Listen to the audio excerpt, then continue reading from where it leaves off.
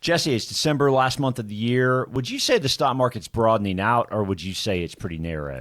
I think it's pretty clear if you get under the surface that it is broadening now. I think headlines still point to the biggest companies in the world, the Mag 7 as they've been designated. Yep. But if, again, you've pulled some charts here that give you an interesting perspective that it's not just those companies doing it like they were in 2023, maybe through parts of 2024. Yeah, I mean, you look at the 493 index, there's a Bloomberg S&P 500X Mag 7 index, and I mean, it would imply that the opportunities out there may be multiplying, that other things could work. For the second half of this year, I've been of the opinion that, some of those historic blue chip type names, Pfizer, Coca-Cola, Home Depot, Walmart, et cetera, would get it going and leverage AI and get operational efficiency and margin expansion. Of course, analysts are talking about margin expansion, which is good, and all that's good for stocks ultimately.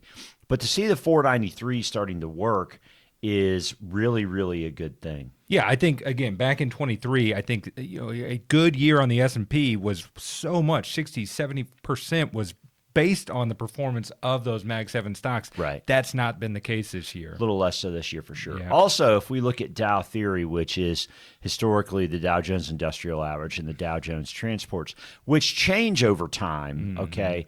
But are they positive and going in the correct direction? You look at this chart on Dow Theory, with the Dow Industrial, Dow Transportation, and then just the Equal Weight Dow as well. All of them are positive on the year and somewhat similar to what we're seeing from the 493. That's right. So all that seems pretty positive. Pretty positive.